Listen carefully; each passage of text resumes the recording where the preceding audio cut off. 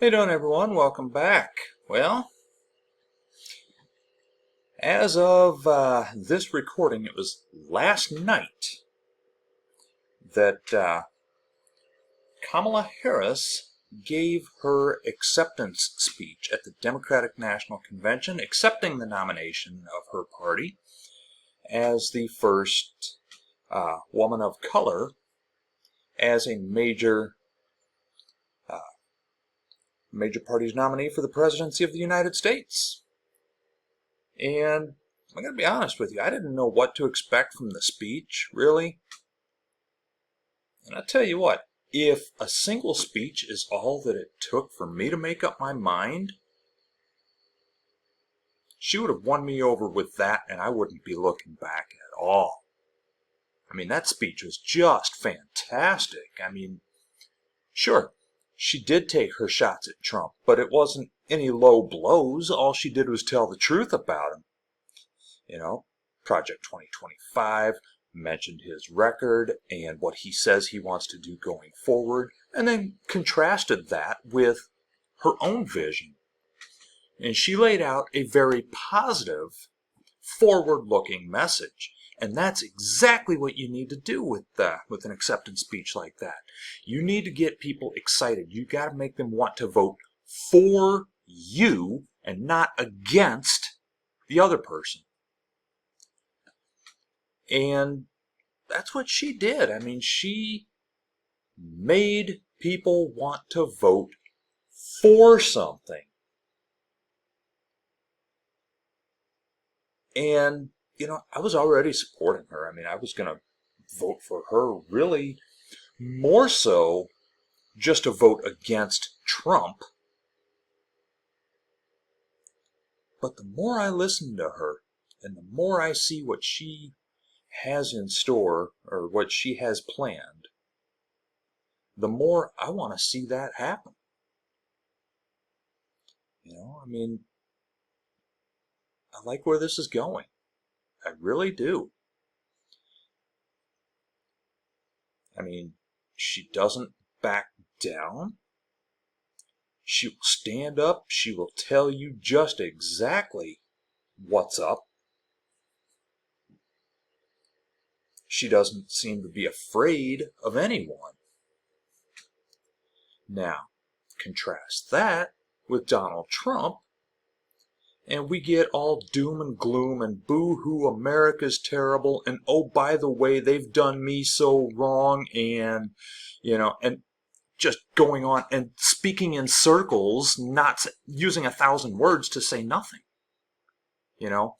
or a phrase that my wife likes to use, he says everything and nothing at the same time. Yeah, that's exactly what he does. He talks in circles. He doesn't say anything of substance. In fact, sometimes he doesn't really say anything. I mean, if I could just look up some of his quotes, I'm not going to do that right now. I might do that in a future video. I haven't decided yet. Just some of his just nonsensical, off-the-wall quotes that when you hear him say it, people generally tend to give him a pass because it's just kind of built in that he's got his mannerisms and his quirks. But if that was me, for example, and I've got my mannerisms and my quirks, and I've even done a video on that, just exactly what some of those mannerisms and quirks are, well, if you're going to give him a pass for that, right, how about read that in somebody else's voice who doesn't have his same mannerisms? Just the words. Read just the words and tell me if they make any sense at all. And again, I might do that in a future video. And if I do, well, you'll see it here, I guess. But yeah, Kamala Harris, her speech, it was good. It was hard-hitting. It was straightforward. It was optimistic. It was hopeful. It contrasted her from her opponent. There was a comparison and a contrast. There was a, hey, look, this is where we've been. We know what to expect from him because we've already had that, right? So there was that, and then there was, okay, now, in this way, I want to continue what I've started doing with Joe Biden, but in this way, I want to go my own direction. And I've got my own vision. And that's just it. I mean, a lot of people think that, well, you know what, she's just a clone of Joe Biden because she was his vice president. No, not necessarily. I mean, let's take a look back at, Joe Biden being Obama's vice president. Was Biden a clone of Obama? No. They had some policy differences, and that's okay.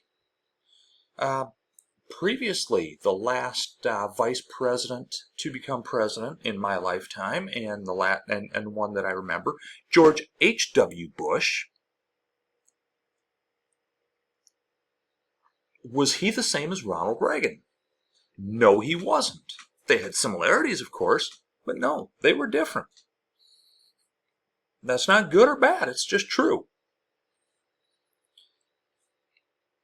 Actually, it can be good or bad, but it's not good or bad that, in these particular cases, that Bush was different from Reagan, Biden was different from Obama, Harris is different from Biden.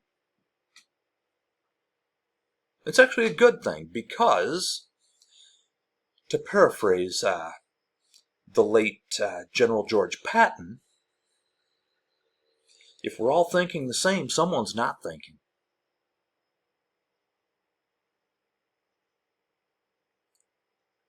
And it's okay to have, in fact, if you agree with everything that someone wants to do, yeah, I would recommend, cracking open a book and learning how to think for yourself and form your own opinions. Because, do I agree with Kamala Harris on everything? No, of course not. In fact, I did a video previously regarding the abortion issue and where I stand on that. And I understand that my opinion, actually, I think my opinion might be fairly well mainstream, but I think I'm in the minority of the mainstream because I am generally opposed to it, but I understand that there are times when it needs to be an available option.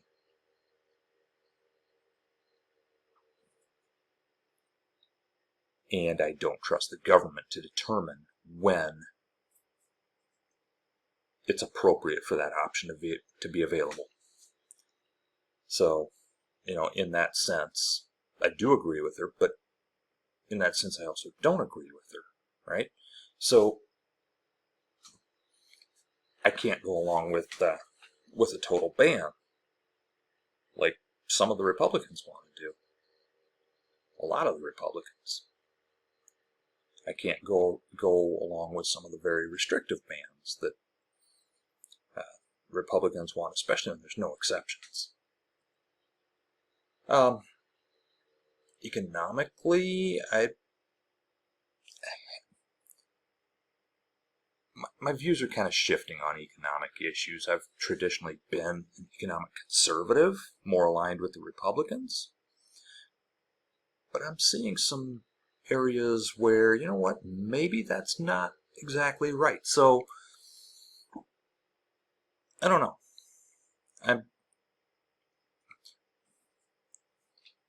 My views have been shifting for several years, and hopefully they continue to shift for the rest of my life, because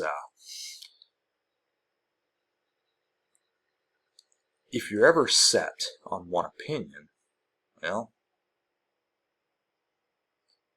You're probably not learning anything. But anyway, as I was saying, that speech. I don't agree with Kamala Harris on everything, but I'm excited. I am very excited to see what she can and will do as President of the United States. In fact, I have been voting in presidential elections since 1996. And the only reason I didn't vote in 1992 is because I was just a little bit too young. Less than a month. So,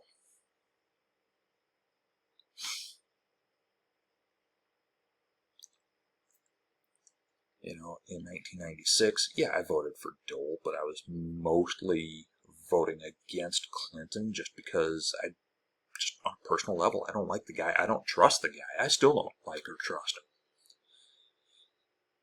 In hindsight, he was a better president than I thought he would have been, but that's neither here nor there. I still would not ever vote for him for personal reasons.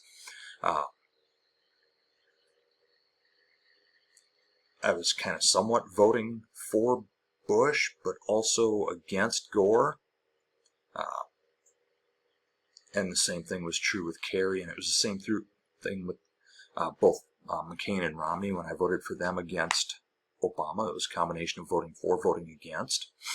In the last two presidential elections, in 16, I was voting against both of them. And in 2020, I didn't vote for Biden, but I sure as hell wasn't going to vote for Trump. So I didn't vote for either. But for the first time in my life, I am truly, actually excited to vote for a presidential candidate instead of just voting against someone, or instead of all right, I'm kind of for this guy, but I'm really against that guy, and I really don't want that person in. No, it's, yes, I am against Trump, absolutely, 100%, and I would vote against him. In fact, I would vote for a soggy gym sock over Donald Trump.